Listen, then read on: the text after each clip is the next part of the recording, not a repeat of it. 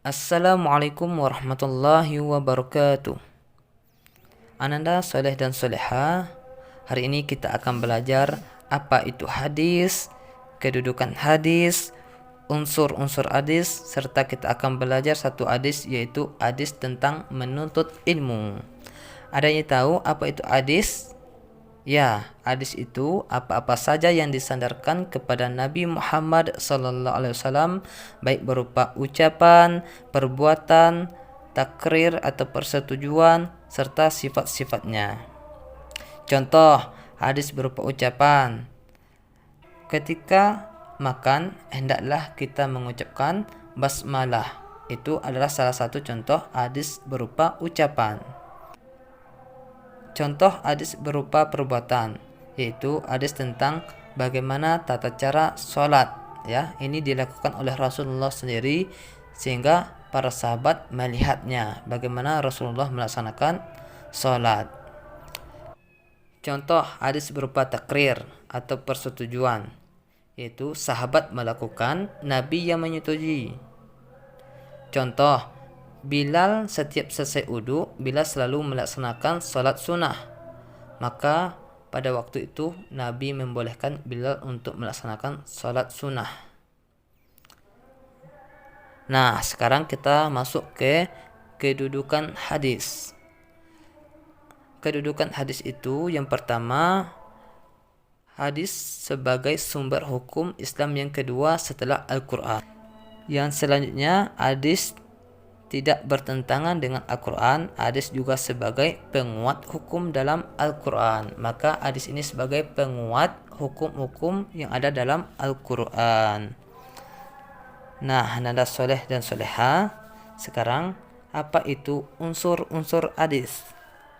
Dalam satu hadis terdapat 3 unsur, yaitu ada yang namanya sanad, matan, dan rawi.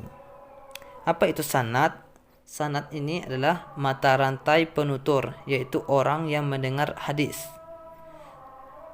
Yang kedua itu apa itu matan? Matan ini adalah isi atau redaksi dari hadis tersebut. Yang ketiga, rawi. Apa ini rawi? Rawi ini maksudnya adalah orang yang meriwayatkan hadis atau orang yang membukukan hadis tersebut. Contohnya, di kelas kita ada namanya Imam Bukhari, Imam Muslim, Imam Ahmad, dan lain-lain. Maka nama-nama kelas kita itu kita ambil dari para rawi hadis atau periwayat hadis. Nah, Ananda soleh dan soleha, setelah kita mengetahui apa itu hadis, kedudukan hadis, unsur-unsur hadis, sekarang kita masuk contoh-contoh hadis, yaitu hadis tentang keutamaan dalam menuntut ilmu. An Anas bin Malik qala Rasulullah sallallahu alaihi wasallam, man kharaja fi talabil ilmi kana fi sabilillahi hatta yarji'. Rawahu Tirmizi.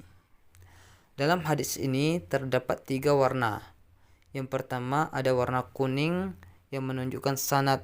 Ya, sanad ini adalah mata rantai. Untuk sanad sendiri bisa lebih dari 1. Salah satunya contoh hadis yang memiliki sanad lebih dari 1 yaitu telah menceritakan kepada kami Khalid bin Yahya, ia berkata, telah menceritakan kepada kami Isa bin Tohman, ia berkata, aku mendengar Anas bin Malik. Lalu Anas mendengar Rasulullah SAW bersabda. Itu salah satu contoh hadis yang memiliki sanad lebih dari 1. Yang kedua itu ada warna hijau, ya, yaitu menunjukkan matan atau isi atau redaksi dari hadis tersebut. Yang ketiga itu ada warna biru. Ini menunjukkan rawi atau orang yang meriwayatkan hadis. Ya, hadis riwayat At-Tirmizi. Arti dari hadis ini yaitu dari Anas bin Malik, dia berkata, Rasulullah SAW bersabda, barang siapa keluar dalam rangka menuntut ilmu, maka dia berada di jalan Allah sampai dia kembali. Hadis riwayat At-Tirmizi. Masya Allah ya. luar biasa sekali orang yang menuntut ilmu mendapatkan pahala yang sangat besar sekali. Kandungan dari hadis ini yaitu yang pertama, ilmu itu tidak dapat melalui pewarisan atau dipindah dengan tenaga dalam, tetapi ilmu harus didapat dengan usaha yang sungguh-sungguh. Yang kedua yaitu karena pentingnya ilmu, maka pahala orang yang menuntut ilmu sama seperti orang yang berjuang di jalan Allah hingga kembali ke rumah. Ananda soleh dan solehah semuanya, untuk tugas antum, silakan antum hafalkan hadis ini dan kirim ke Ustadz. Paling lambat Ustadz tunggu hari ini jam 16.00 WIB.